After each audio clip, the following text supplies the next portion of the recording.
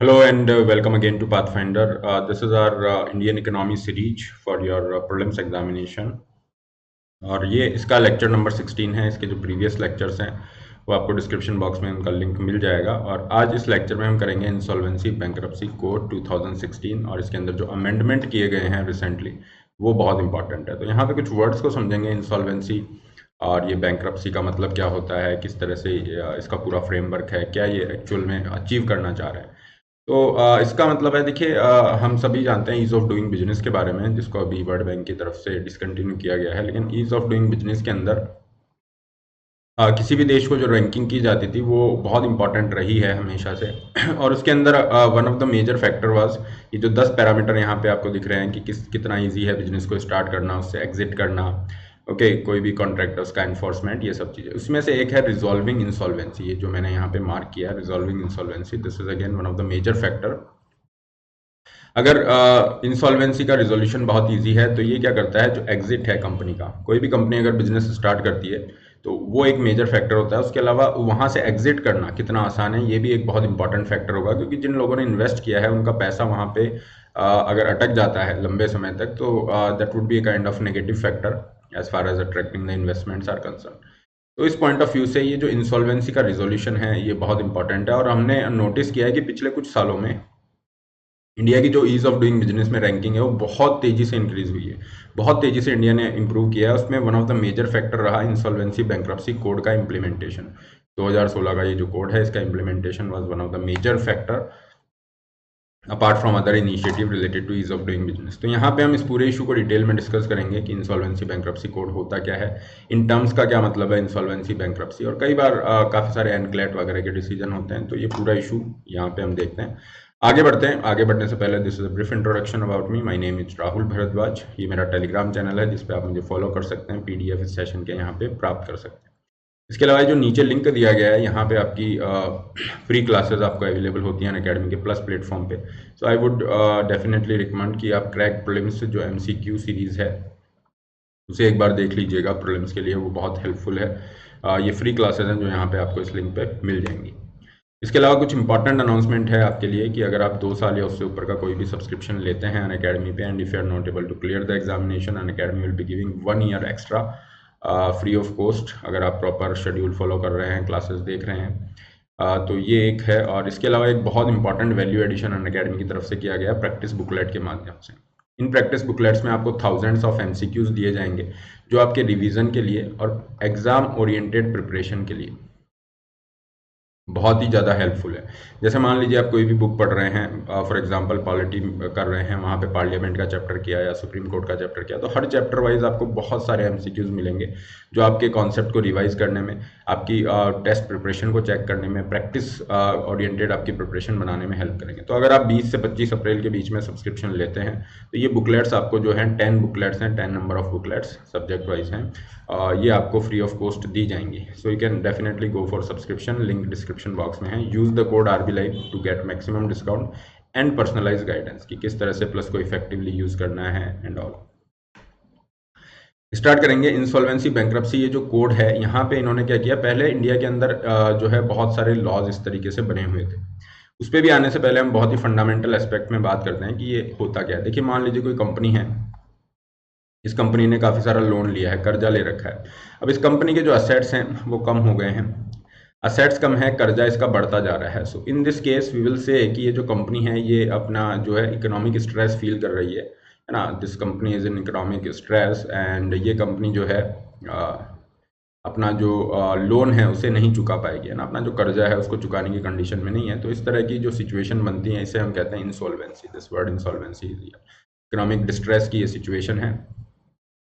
दूसरा word insolvency bankruptcy code के अंदर ये बैंक्रप्सी यूज किया गया है। बैंक्रप्सी क्या होगा, जब इस कंपनी ने मान लीजिए किसी से कर्जा लिया, मान लीजिए किसी बैंक से 100 करोड़ रुपए आपने उधार ले रखे हैं अलग अलग बैंकों से, तो जिन लोगों ने इस कंपनी को उधार दिया है वो ये चाहेंगे कि हमारा उधार वापस चुकाया जाए।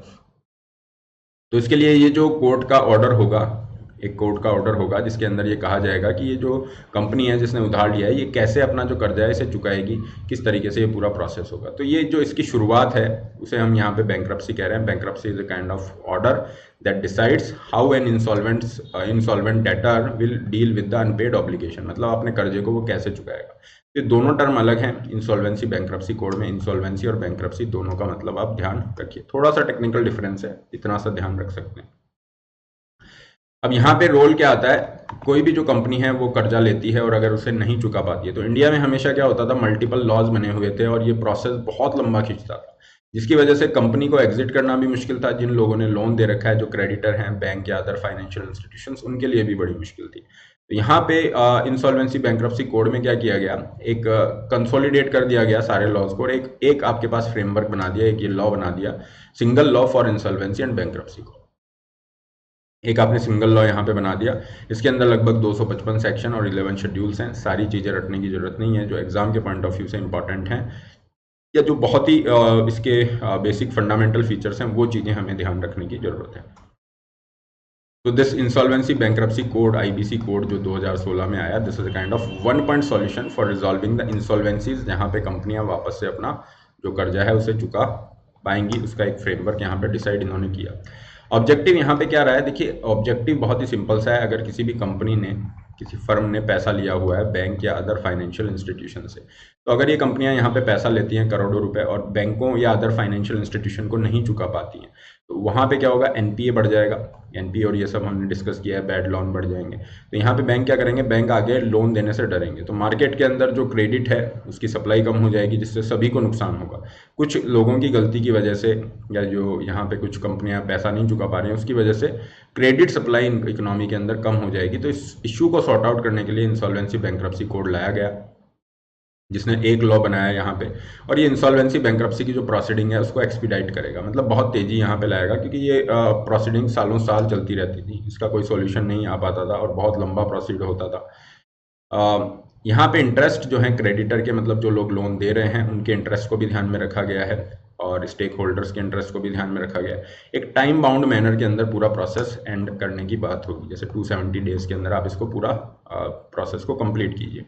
इससे क्या होगा, एंटरप्रेन्योरशिप का प्रमोशन होगा। क्यों? क्योंकि नई कंपनियां जब स्टार्ट होंगी लोग इन्वेस्ट करने से डरेंगे नहीं, क्योंकि अगर कंपनी नहीं चलती है उसे एग्जिट करना है तो exit will be comparatively easier. Relief to the creditors, जो लोग लोन दे रहे हैं उनके लिए थोड़ा रिलीफ रहेगा, इससे मार्केट में क्रेडिट सप्लाई बनी रहेगी। Workout and new and timely recovery procedure, ये बहुत इंपॉर्टेंट है कि जो ये कंपनी ने लोन लिया है इसकी रिकवरी कैसे होगी, मतलब ये क्या प्रोसीजर है उसको हम आगे पढ़ेंगे, लेकिन इस रिकवरी प्रोसीजर को ये क्या कर रहे हैं, ईजी बना रहे हैं, जो सभी के लिए सहूलियत वाला हो, फर्म के लिए, इंस्टीट्यूशन के लिए, सभी के लिए ईजी हो। इस तरह का प्रोसेस पूरा इंसॉल्वेंसी बैंक्रप्सी कोड बनाता है। इसमें इंसॉल्वेंसी बैंक्रप्सी बोर्ड को सेटअप किया गया है जो पूरी इसका रेगुलेटर का काम करेगा, पूरा प्रोसीजर का। Maximize the value of asset of corporate persons, तो ये सब इसके ऑब्जेक्टिव हैं। और जहाँ तक हम की फीचर्स की बात करें, ये कैसे काम करेगा, इस पूरी चीज़ को समझने का प्रयास करते हैं। इसमें है इंसॉल्वेंसी रिजोल्यूशन।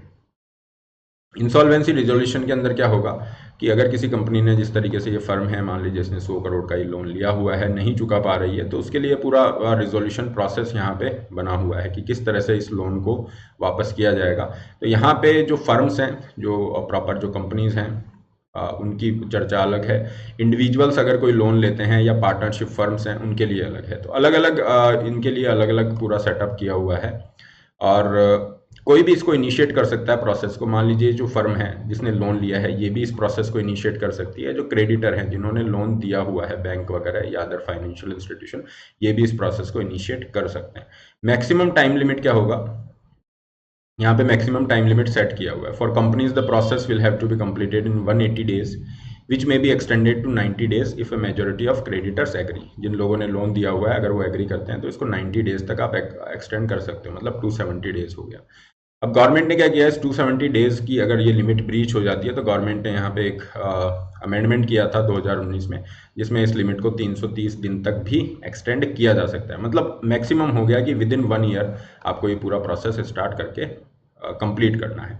तो ये एक बहुत अच्छा है। स्टार्टअप के केस में आपको resolution process would be completed within 90 days of initiation of request which may be extended to 45 days. तो यहाँ पे एक चीज़ हमें क्या पता चल रही है कि ये जो टाइम बाउंड मैनर है इसके अंदर आप ये पूरी प्रोसीडिंग्स कर रहे हो, जो बहुत ही बड़ा एडवांटेज है। पहले ये सालों साल आपका लटका रहता था मामला, जिसकी वजह से एग्जिट करना मुश्किल होता था, इन्वेस्टर के पैसे रुके रहते थे, जिन लोगों ने लोन दिया है उनका पैसा रुका हुआ है, तो ये सारी चीज़ें।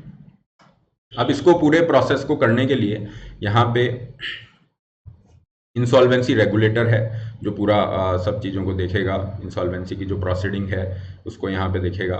रेगुलेट द एंटिटीज़, जो रजिस्टर, जो इसके लिए रिस्पॉन्सिबल हैं, इस पूरे प्रोसेस में इन्वॉल्व हैं, उन एंटिटीज़ को यहाँ पे वो पूरा देखेगा। अभी insolvency bankruptcy board of India, इसके अंदर आपके 10 मेंबर्स हैं, including representative for ministry of finance and law and reserve bank of India. ये क्या कर रहा है, ट्रांसपेरेंसी प्रमोट करेगा, पूरा गवर्नेंस और एडमिनिस्ट्रेशन ऑफ आईबीसी, मतलब आईबीसी को सक्सेसफुल बनाने के लिए, इसके इम्प्लीमेंटेशन के लिए आईबीबीआई का बहुत बड़ा रोल है। आईबीबीआई हैंडल करता है केसेस को with the help of 2 tribunals. मान लीजिए कोई भी केस है जहाँ पे जिस केस को अभी हम ले रहे हैं, किसी कंपनी ने 100 करोड़ का लोन लिया है, अब इसको 3-4 फाइनेंशियल इंस्टीट्यूशन जितने भी हैं बैंक्स, उनको ये पैसा लौटाना है। तो इसके अंदर ये जब केस जाएगा यहाँ पे, तो किस तरह से उसका निपटारा किया जाएगा। तो यहाँ पे 2 तरह के आपने ट्रिब्यूनल्स बनाए हैं। एक है एनसीएलटी, ये नेशनल कंपनी लॉ ट्रिब्यूनल, जो यहाँ पे आपको दिख रहा है। ये क्या करेगा, जो भी प्रॉपर कंपनीज हैं या लिमिटेड लायबिलिटी पार्टनरशिप फर्म्स हैं, उनके जो उधारी है या जो भी उनसे रिलेटेड जो केसेस हैं, वो एनसीएलटी के पास जाएंगे। अगर कोई इंडिविजुअल या फिर पार्टनरशिप्स हैं, वो डेट रिकवरी ट्रिब्यूनल के अंदर आ जाएगा। तो इन ट्रिब्यूनल्स के माध्यम से इन केसों का निपटारा किया जाएगा। ये क्या करेंगे, रिजोल्यूशन प्रोसीजर को स्टार्ट करेंगे कि हाँ चलिए आपको ये लोन लौटाना है कंपनी को, तो किस प्रोसेस के अंदर ये लौटाया जाएगा। इंसॉल्वेंसी प्रोफेशनल्स को अपॉइंट किया जाएगा। इंसॉल्वेंसी प्रोफेशनल क्या होते हैं, ये रजिस्टर्ड प्रोफेशनल होंगे। केवल यही प्रोफेशनल्स जो हैं, इंडिविजुअल्स हैं जो रजिस्टर्ड हैं, उन्हीं को यहाँ पे अप्रूव किया जाएगा कि आपको ये पूरा प्रोसेस हैंडल करना है, कि कंपनी के जो असेट्स हैं उसको कैसे डील करना है, ये सारी चीज़ें। इसके अंदर होता क्या है, देखिए मान लीजिए कोई कंपनी है जो घाटे में चल रही है, तो यहाँ पे जब ये प्रोसेस जाएगा, मान लीजिए एनसीएलटी के अंदर, नेशनल कंपनीज लॉ ट्रिब्यूनल में ये गया। अब वहाँ पे कुछ प्रोफेशनल्स को अपॉइंट किया गया कि आपको इस कंपनी का देखना है कि किस तरीके से ये कंपनी अगर कोई प्रोडक्ट बना रही है जहाँ पे इसे लॉस हो रहा है, क्या उसका प्रोडक्शन बंद किया जाएगा, या फिर कहाँ से इसका प्रॉफिट इंक्रीज किया जा सकता है, समथिंग लाइक दिस। तो यहाँ पे ये सुपरवाइज्ड रीऑर्गेनाइजेशन कंपनी का ये किया जाएगा। इसके लिए एक प्लान जो है वो सबमिट किया जाएगा कि कैसे ये जो कंपनी घाटे में चल रही थी, ये रिकवर करने का प्रयास करेगी और आने वाले टाइम में अपना जो कर्जा है इसको चुका पाएगी। तो इसके लिए पूरा एक प्लान होगा। इसको बताया जाएगा कि हाँ, इन प्रोडक्ट्स का हम बंद कर रहे हैं, या यहाँ पे हम इन्वेस्ट करेंगे, यहाँ से खर्चा कम करेंगे जहाँ पे खर्चा हो। तो ये सारी जो चीज़ें हैं, है ना, ये कहलाती है restructuring. The company will restructure its finances, operations, management, whatever else is deemed necessary to revive it. इसको वापस से प्रॉफिटेबल कंपनी बनाने के लिए जो भी चीज़ों की जरूरत होगी, वो पूरा ये प्लान यहाँ पे होगा रीऑर्गेनाइजेशन का। Firms can renegotiate their debt, ताकि उनको बेटर टर्म्स मिल सके, ये भी ऑप्शन होगा। The business continues operating and work towards repayment of it debt. इस केस में क्या होगा, रीऑर्गेनाइजेशन वाले में, अगर यहाँ पे प्लान एक्सेप्ट हो जाता है, अप्रूव कर दिया जाता है, एनसीएलटी के पास है तो एनसीएलटी अगर इसको अप्रूव करता है, तो कंपनी अपने फंक्शन को रन कर सकती है, अपना काम कर सकती है, और धीरे धीरे ये जो रिवाइवल प्लान है इस पर वर्क करके प्रॉफिट जनरेट कर सकती है, और जो उधारी है अपनी उसको चुका सकती है। अगर रीऑर्गेनाइजेशन की कोई होप ही नहीं है, तो फिर वहाँ पे फर्म के लिक्विडेशन किया जाएगा, मतलब फर्म के जो असेट है उनको बेचा जाएगा, और उसको बेचने से जो भी आपको पैसा मिल रहा है उससे कंपनी अपनी उधारी को चुकाएगी। प्रोसेस थोड़ा सा कॉम्प्लेक्स है और एक्सपेंसिव भी है, ये ट्रू है, बट इसी तरह से ये पूरा प्रोसेस चलेगा। तो यहाँ पे ये आपको ध्यान रखना है किस तरीके से जो है यहाँ पे इंसॉल्वेंसी बैंक्रप्सी कोड वर्क कर रहा है। ये इसकी फंक्शनिंग की जो प्रैक्टिकल एस्पेक्ट है वो हमने यहाँ पे देखे। इसके अलावा ये जो एक्ट है ये प्रोहिबिट करता है कि कौन जो है यहाँ पे अपने रिजोल्यूशन को सबमिट नहीं कर सकता, मतलब यहाँ पे किन लोगों को अप्रूवल नहीं दिया जाएगा। तो जो विलफुल डिफॉल्टर हैं, विलफुल डिफॉल्टर जैसे कि जिस कंपनी या किसी इंडिविजुअल ने लोन लिया है, कर्जा लिया है, उसके पास कैपेसिटी है कि वो रिपे कर सकता है, अपने कर्जे को चुका सकता है, लेकिन वो जानबूझ के नहीं चुका रहे हैं, तो ये होते हैं विलफुल डिफॉल्टर्स, जैसे विजय माल्या और ये सब है। तो विलफुल डिफॉल्टर के केस के अंदर ये इनको जो है प्रोहिबिट करता है कि आप इंसॉल्वेंसी बैंक्रप्सी कोड के अंदर आपको अलाउ नहीं किया जाएगा। इसके अलावा काफ़ी सारे जो डायरेक्टर्स हैं जिनको डिस्क्वालीफाई कर दिया गया है, बोर्ड ऑफ डायरेक्टर होता है जो पूरा रन करता है, कंपनी का मैनेजमेंट है एक तरह से, तो अगर डिस्क्वालीफाइड डायरेक्टर हैं उनको भी आप अप्रूव नहीं कर रहे हैं। प्रमोटर मतलब जो कंपनी जिन्होंने खोली है, प्रमोटर और the management of the company, अगर उनके जो एनपीए है 1 साल से ऊपर हो गए तो वहाँ पे भी आप इंसॉल्वेंसी बैंक्रप्सी कोड का बेनिफिट नहीं ले सकते हो। तो these are some of the exceptions here. इसके अलावा और जो इसमें चीज़ें हैं, इंसॉल्वेंसी प्रोफेशनल जिसकी हम चर्चा कर रहे थे, ये क्या होंगे, इंसॉल्वेंसी प्रोसेस को मैनेज करेंगे। जैसे हमने रीऑर्गेनाइजेशन की चर्चा की थी, जहाँ पे कि क्या चीज़ आपको बंद करना है, तो ये पूरा जो प्रोसेस है इंसॉल्वेंसी का, उसकी देखरेख के लिए इंसॉल्वेंसी प्रोफेशनल्स होते हैं। जो कंपनी के जो असेट हैं, मतलब जो डेटर है, जो जिस कंपनी ने या जो भी है जिसने उधार लिया हुआ है, उसके असेट्स को ये कंट्रोल करेंगे, उसमें क्या करना है क्या नहीं करना है, वो सारे डिसीजन इंसॉल्वेंसी प्रोफेशनल्स यहाँ पे डील करेंगे according to the decision of the tribunal. अब ये जो प्रोफेशनल होते हैं सर्टिफाइड प्रोफेशनल होते हैं, और ये प्रोफेशनल जो एजेंसीज हैं इनकी तरफ से सर्टिफिकेशन होता है, और इन्हीं प्रोफेशनल इंसॉल्वेंसी प्रोफेशनल को ये अप्रूवल होता है कि आप जो है पूरा इंसॉल्वेंसी प्रोसेस को देख रेख करेंगे। इंफॉर्मेशनल यूटिलिटीज में क्या होता है, ये ट्रैक रिकॉर्ड देखते हैं कि हाँ कितना जो है कर्जा है, कितना आप चुका पा रहे हो, क्या प्रोसेस है, तो वो पूरी इन्फॉर्मेशन ये सारी यहाँ पे देखेंगे कि कहाँ पे इन्होंने डिफॉल्ट किया है, पैसा नहीं चुका है, ये सारी चीज़ें इंफॉर्मेशन यूटिलिटीज़ में आ जाएंगी। ये तो हुआ इसका बेसिक फ्रेमवर्क जो नॉर्मल तरीके से चलता है। अब इसके अंदर कुछ इश्यूज देखे जा रहे थे, उन इश्यूज को सॉर्ट आउट करने के लिए भारत सरकार की तरफ से 2021 के अंदर एक ये बिल पास किया गया जिसे हम कहते हैं insolvency bankruptcy code amendment bill 2021। इसके जो चेंजेस हैं इसको थोड़ा ध्यान रखना, ये इक्वली इंपॉर्टेंट है from mains perspective, this is extremely important here. इसके अंदर क्या किया गया है इसे थोड़ा हम समझते हैं। देखिए ये जो आपका अमेंडमेंट हुआ है 2021 वाला, लोकसभा ने क्या किया है, proposed pre pack as an insolvency resolution mechanism. MSME जो इंडस्ट्री है बहुत इंपॉर्टेंट है, और इनके लिए प्री पैक्स को यहाँ पे अलाउ किया गया है। प्री पैक क्या होता है इसे भी हम समझेंगे, लेकिन उससे पहले एमएसएमई सेक्टर को आप समझ लीजिए, और ये जो इसकी डेफिनेशन है आत्मनिर्भर भारत अभियान के अंतर्गत 2020 में चेंज कर दी गई थी। माइक्रो स्मॉल मीडियम एंटरप्राइजेस ये जो होती हैं, कैसे आप डिसाइड करोगे, मैन्युफैक्चरिंग और सर्विस जो एंटरप्राइजेस हैं उनमें वैल्यू ऑफ इन्वेस्टमेंट है ना, और इनका जो टर्नओवर होता है, इन दो इंडिकेटर के बेसिस पे आप डिसाइड करोगे कि माइक्रो इंडस्ट्री में आएगा या स्मॉल में आएगा, मीडियम में आएगा। तो अगर इन्वेस्टमेंट जो है 1 करोड़ से कम का है, फाइन, टर्नओवर 5 करोड़ से कम का है, तो ये माइक्रो हो जाएगा। और अगर 1 करोड़ से ज़्यादा है लेकिन 10 करोड़ से कम है इन्वेस्टमेंट, और टर्नओवर 50 करोड़ से कम है, तो उस केस में ये स्मॉल हो जाएगी। और मीडियम के केस में 50 करोड़ इन्वेस्टमेंट और 250 करोड़ की लिमिट जो है टर्नओवर की है।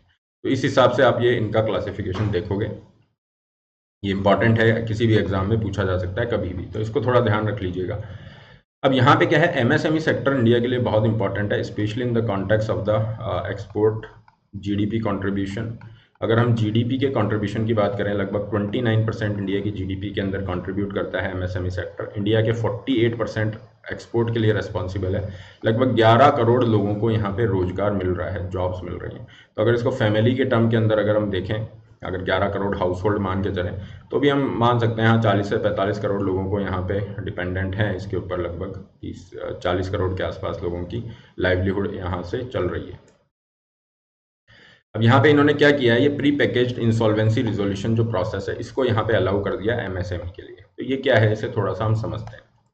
देखिए जनरली जो अभी हम चर्चा कर रहे थे इंसॉल्वेंसी बैंक्रप्सी कोड में, उसमें क्या है कि जो फर्म है जिसने उधार ले रखा है, जब ये पूरा मैटर गया, मान लीजिए एनसीएलटी के अंदर मैटर गया, नेशनल कंपनीज लॉ ट्रिब्यूनल में, वहाँ पे उन्होंने डिसीजन दिया कि हाँ ये जो फर्म है इसका रिजोल्यूशन प्रोसेस स्टार्ट किया जाएगा, और इसके अंदर जो भी इसका कंट्रोल है वो किसके पास चला गया, इंसॉल्वेंसी प्रोफेशनल के पास में। मतलब वो लोग इसके असेट को कंट्रोल करेंगे और डिसाइड करेंगे कि अब आपके असेट के क्या करना है, कि इनको बेचना है, कि यहाँ पे किसी ऑपरेशन को बंद करना है ना, कोई भी डिपार्टमेंट है उसको बंद करना है, चालू रखना है, जो भी डिसीजन है। अब चीज़ें फर्म जो कंपनी है उसके हाथ से चीज़ें निकल गई हैं, वो कंट्रोल फर्म के कंपनी के हाथ से, या जो इसके प्रमोटर्स हैं, मैनेजमेंट है, उसके हाथ से पूरा कंट्रोल जा चुका है। नॉर्मल प्रोसेस में ये रहता है, लेकिन प्री पैकेज्ड इंसॉल्वेंसी रिजोल्यूशन में ये क्या कह रहे हैं, ये कह रहे हैं कि एक डायरेक्ट एग्रीमेंट होगा जिन जिन लोगों ने लोन दिया हुआ है, जो क्रेडिटर्स हैं उनके बीच में, और जो कंपनी के ऑनर्स हैं या जो एग्जिस्टिंग मैनेजमेंट है उनके बीच में एक दोनों के बीच में एक डायरेक्ट एग्रीमेंट हो जाएगा, rather than a public bidding process, जहां पे हम बाहर के लोगों को अभी के लिए इन्वॉल्व नहीं कर रहे हैं। और यहाँ पे अगर जो फाइनेंशियल क्रेडिटर हैं जिन लोगों ने लोन दिया है वो अगर एग्री कर जाते हैं, यहाँ पे लिमिट है अगेन 60% की लिमिट है, उनको एग्री करना जरूरी है। और विद द प्रमोटर और पोटेंशियल इन्वेस्टर, डेफिनेटली जिन लोगों ने कंपनी स्टार्ट की है वो एग्री कर जाते हैं, तो ये प्री पैकेज इंसॉल्वेंसी के लिए जा सकते हैं। इसमें क्या होगा, दोनों के बीच में डायरेक्ट एग्रीमेंट हो जाएगा, और यहाँ पे जो कंपनी का कंट्रोल है वो मैनेजमेंट के हाथ में रहेगा, मतलब जो ऑनर्स हैं, प्रमोटर हैं, उनके हाथ में रहेगा। और इससे क्या होगा, इससे कंपनी को थोड़ा फायदा रहेगा, उसके सक्सेस होने के चांसेस बढ़ जाएंगे। क्यों? क्योंकि जो लोग इतने सालों से कंपनी चला रहे थे, उनको उस कंपनी की छोटी छोटी चीज़ें पता है। तो यहाँ पे क्या हो रहा है, एक उनके ऊपर आपने प्रेशर भी क्रिएट कर दिया, okay, with the help of this insolvency process. और यहाँ पे आपने उनको एक अपॉर्चुनिटी दे दी कि आप वापस से दोबारा एक नई शुरुआत कर सकते हो, नई शुरुआत कर सकते हो। तो अगर यहाँ पे दोनों के बीच में एग्रीमेंट होता है, उसे एनसीएलटी के पास लाया जाता है, और एनसीएलटी अगर इसको एक्सेप्ट कर लेता है, तो फिर ये प्री पैक इंसॉल्वेंसी जो रिजोल्यूशन है, ये प्रोसीडिंग है, ये स्टार्ट यहाँ पे की जाएगी। तो एक तरह से क्या हो गया, यहाँ पे कंट्रोल कंपनी का जो है एग्जिस्टिंग मैनेजमेंट या जो प्रमोटर्स हैं उनके हाथ में रहेगा। तो उनको एक और नई अपॉर्चुनिटी यहाँ पे मिल गई है कि दोबारा से आपको नई शुरुआत करने का मौका दिया जा रहा है। बट यहाँ पे जो क्रेडिटर है, जिन लोगों ने लोन दिया है, 66% ऑफ देयर क्रेडिटर्स, उनका अप्रूवल जरूरी है। नॉर्मल प्रोसेस से कैसा डिफरेंट है, ये अभी हमने चर्चा की है, उसी तरह से ये नॉर्मल प्रोसेस से डिफरेंट होगा। क्योंकि देखिए, नॉर्मल प्रोसेस जो होता है, कॉर्पोरेट इंसॉल्वेंसी रिजोल्यूशन प्रोसेस, ये नॉर्मल होता है, CIRP। इसके अंदर हमने देखा ये टाइम काफ़ी ज़्यादा ले रहा है। इवन 270 दिन की ये थ्रेशोल्ड लिमिट है। गवर्नमेंट ने इसको कहा कि ये अगर आप एक्सटेंड करते हो तो 330 दिन की, मतलब 2 महीने का और एक्सटेंशन देते हैं। लेकिन कई केसेस में हमने देखा कि इवन 330 डेज वाली ये लिमिट है, ये भी आपकी क्रॉस हो रही है, बहुत सारे केसेस। जैसे ये बता रहे हैं 80% of these insolvency resolution had cross this threshold limit. तो ये जो टाइम लिमिट है, ये हर जगह पे क्रॉस हो रही है, बिकॉज दिस CIRP प्रोसेस जो हमने शुरुआत में देखा था कैसे होता है रीऑर्गेनाइजेशन वगैरह, उसके अंदर कॉम्प्लेक्स भी है, काफ़ी कॉस्टली भी है, और ये टाइम भी ले रहा है। तो इस वजह से ये मेजर रीज़न है डिले का। और फिर इसके अंदर काफ़ी सारे लिटिगेशन होते हैं, जो प्रमोटर्स हैं, क्यों? क्योंकि वो नहीं चाहते कि उनके हाथ से कंपनी का कंट्रोल निकल जाए। तो नॉर्मल जो CIRP है, उसके अंदर तो इनके हाथ से कंट्रोल निकल जाता है। तो डेफिनेटली ये लिटिगेशन वगैरह की वजह से ये पूरा डिले होता है। अब प्री पैक के अंदर क्या होगा, प्री पैक के अंदर आपने क्या किया, टाइम लिमिट को 120 डेज कर दिया। और यहाँ पे आपने क्या किया है, उनको एक प्री पैक का जो प्लान है उसके लिए 90 डेज का समय दिया है कि आपका जो प्री पैक प्लान है, इसका 90 डेज के अंदर हमारे पास ये प्लान लाइए। और फिर ये NCLT के पास प्लान जाएगा। अगर ये प्लान अप्रूवल होता है तो फिर आपको इस पूरे प्रोसेस को फाइनलाइज करना है। Another key difference is that existing management retain the control. जैसा अभी हमने चर्चा की थी, उसके पास में अपना कंट्रोल रहेगा, जो CIRP के अंदर नहीं होता है। इन केस ऑफ CIRP, जो इंसॉल्वेंसी प्रोफेशनल है, जो सर्टिफाइड प्रोफेशनल है, वो पूरा असेट का कंट्रोल लेते हैं, उन्हीं के डिसीजन होते हैं। तो जो इतने सालों से जिन लोगों ने उस कंपनी को खड़ा किया है, बनाया है, चलाया है ना, अब किसी भी कारणों से वो कंपनी मान लीजिए लॉस में चल रही है, उसका कर्जा बढ़ गया है, लेकिन यहाँ पे नॉर्मल CIRP प्रोसेस में उनके पास कोई कंट्रोल नहीं रहता है। तो यहाँ पे आप कह सकते हो कि ये बहुत अच्छा है उस पर्सपेक्टिव से, प्री पैक की, जो जिन लोगों ने उस कंपनी को खड़ा किया है, एस्टेब्लिश किया है, इतने साल तक चलाया है, उनके हाथ में आप कंट्रोल दे रहे हो, तो सक्सेस के चांसेस भी बढ़ जाते हैं, जल्दी से ये मैटर सॉर्ट आउट हो जाता है, minimum disruption is also there. तो ये एक बहुत अच्छा जो है रिफॉर्म माना जा रहा है ना, MSME के पर्सपेक्टिव से। MSME का इंपॉर्टेंस हमने देख ही लिया है। Providing MSME with an opportunity to restructure their liability, वापस से नई शुरुआत आप कर सकते हो। यहाँ पे स्विच चैलेंज को इन्होंने अलाउ किया, ये एक बहुत अच्छी बात है। क्योंकि देखिए, स्विच चैलेंज अलाउ होने से क्या है, मान लीजिए अभी आप क्या कर रहे हो, जो भी फर्म है और जो क्रेडिटर है, उनके बीच में डायरेक्ट एग्रीमेंट हो रहा है। लेकिन यहाँ पे क्या होगा, एक थर्ड पार्टी को यहाँ पे अलाउ किया जाएगा कि आप जो है रिजोल्यूशन प्लान आप सबमिट कीजिए, आप अपना रिजोल्यूशन प्लान जो है सबमिट कीजिए। तो अगर थर्ड पार्टी का रिजोल्यूशन प्लान इस कंपनी के रिजोल्यूशन प्लान से अगर अच्छा है, तो यहाँ पे कंपनी को कहा जाएगा कि ये प्लान बेटर है, आपको ये अपना रिजोल्यूशन जो प्लान है एग्जिस्टिंग, उसको इम्प्रूव करना होगा, या फिर आपको इन्वेस्टमेंट को छोड़ना होगा। तो एक तरह का एक और पॉजिटिव प्रेशर हो गया एफिशिएंसी इंक्रीज करने के लिए। तो ये यहाँ पे रहेगा। सक्सेसफुल कितना रहा है, इसकी भी हम यहाँ पे चर्चा करते हैं। तो यहाँ पे कुछ डेटा है वर्ल्ड बैंक और RBI के। वर्ल्ड बैंक यहाँ पे कहता है कि इसके बाद से recovery rate of stressed asset, मतलब जो फाइनेंशियल इंस्टीट्यूशंस या जो बैंक्स हैं, वो जो लोन यहाँ पे देते हैं, चाहे इंडिविजुअल हैं, कंपनी है, उनको जो लोन दिए हुए हैं, उसकी रिकवरी इंक्रीज हुई है, मतलब वापस लेने की जो रेट है वो इंक्रीज हुई है। पहले ये 26% था, अब ये इंक्रीज होकर लगभग 50% तक पहुंचा है। तो rate of recovery of stress asset increase हुआ है, जिसकी वजह से NPA कम होंगे, ये वर्ल्ड बैंक कह रहा है। RBI की रिपोर्ट कहती है NPA कम डाउन, NPA काफ़ी नीचे आ गया है 11% से, अगर हम देखें 9% पे, और अभी तो और कम हो गया है, 6% के आसपास है, 7% से कम चला गया है। तो NPA भी कम आए हैं। वर्ल्ड बैंक RBI दोनों एक ही यहाँ पे सिग्नल दे रहे हैं। और सबसे बड़ा जो इसका चेंज हुआ है वो हुआ है माइंडसेट के अंदर। पहले क्या होता था, जैसे मान लीजिए इस कंपनी ने लोन ले लिया, अब यहाँ पे माइंडसेट ये था कि हम उधार लेके बैठे हैं, हम उधार चुकाने की कंडीशन में नहीं है, तो पूरी की पूरी हेडेक किसकी है? फाइनेंशियल इंस्टीट्यूशंस की, बैंक्स या जो दूसरे फाइनेंशियल इंस्टीट्यूशन है इनकी पूरी हेडेक है कि कैसे ये पैसा वापस लेते हैं हमारे से। Now this IBC code has changed the this whole scenario. There is a kind of paradigm shift जहाँ पे अब सारी टेंशन जो है इस तरफ भी आ गई है, फर्म्स के ऊपर प्रेशर है, क्योंकि फर्म को पता है अगर आईबीसी कोड के अंदर प्रोसीडिंग स्टार्ट हो गई तो हमारे हाथ से कंट्रोल निकल जाएगा, हमारे हाथ से कंट्रोल निकल जाएगा। तो अब क्या हो रहा है, ये फर्म्स जो हैं ये चाहती ही नहीं है कि आईबीसी कोड के अंदर हमें जाने की जरूरत पड़े, पहले ही क्यों ना हम इसका निपटारा कर लें। तो ये बहुत बड़ा एक चेंज हमें देखने को मिला है, जो आप इसे कहा जा रहा है क्रेडिटर इन कंट्रोल। पहले क्या था, डेटर इन पोजीशन, डेटर ने पूरा कर्जा ले लिया और कर्जा लेके वो बैठ गया है, अब बैंक यहाँ पे सफर कर रहे हैं। अब यहाँ पे क्रेडिटर इन कंट्रोल मतलब जिन लोगों ने कर्जा दिया है उनके पास कंट्रोल है, क्योंकि आईबीसी के अंदर अगर ये प्रोसीडिंग स्टार्ट होती हैं उनके पास कंट्रोल रहेगा कि उसके असेट को बेचना है, किसी चीज को बंद करना है, कैसे अपना पैसा निकालना है, वो पूरा क्रेडिटर के हाथ में है। ये एक बहुत बड़ा चेंज हुआ और इसी वजह से हमें देखने को मिल रहा है एनपीए और इनके अंदर रिकवरी रेट ये बड़ी है, एनपीए कम हुए हैं। एग्जिट इजी हुआ है, तो definitely ease of doing business जिसकी हमने शुरुआती दौर में चर्चा की थी, अब उसको आपको आइडिया लग गया होगा कि क्यों ईज ऑफ डूइंग बिजनेस में जो इंसॉल्वेंसी रिजोल्यूशन है वो एक one of the major important indicator है, क्योंकि ये कितना इंपॉर्टेंट है किसी भी बिजनेस जो एक इकोसिस्टम है उसके लिए कि एग्जिट कितनी आसानी से करती हैं कंपनियां, इन्वेस्टर का पैसा कितनी आसानी से मिल जाता है, जो फाइनेंशियल इंस्टीट्यूशन है वो कैसे अपना पैसा रिकवर कर सकते हैं। हालांकि इसका क्रिटिसिज्म भी किया जाता है, जहां पे अभी बीच में कहा गया था कि रिकवरी रेट आपकी कम हो रही है, तो जो आईबीबीआई के चेयरमैन यहाँ पे हैं, उन्होंने यहाँ पे मेंशन किया था, उनकी तरफ से स्टेटमेंट था कि हमारा जो आईबीसी है, इंसॉल्वेंसी बैंक्रप्सी कोड है, इसका जो प्रॉपर एम है, this is the reorganization not the recovery. हम यहाँ पे रीऑर्गेनाइजेशन कर रहे हैं, मतलब कंपनी को जो उधार में चल रही है उसको हम रिवाइव करने का प्रयास करते हैं ताकि वो रिवाइव करके प्रॉफिट में आके अपना कर्जा चुका सके। हालांकि ये एक अलग बात है, उससे रिकवरी भी हो रही है, बट हमारा जो मेजर एम है वो रीऑर्गेनाइजेशन है, रिकवरी नहीं है। इसके क्रिटिसिज्म पे इन्होंने यहाँ पे अपना स्टेटमेंट दिया था। तो ये कुछ चीजें हैं क्रिटिसिज्म में। अभी भी जो टाइम लिमिट है वो एक मेजर चैलेंज यहाँ पे रहेगा।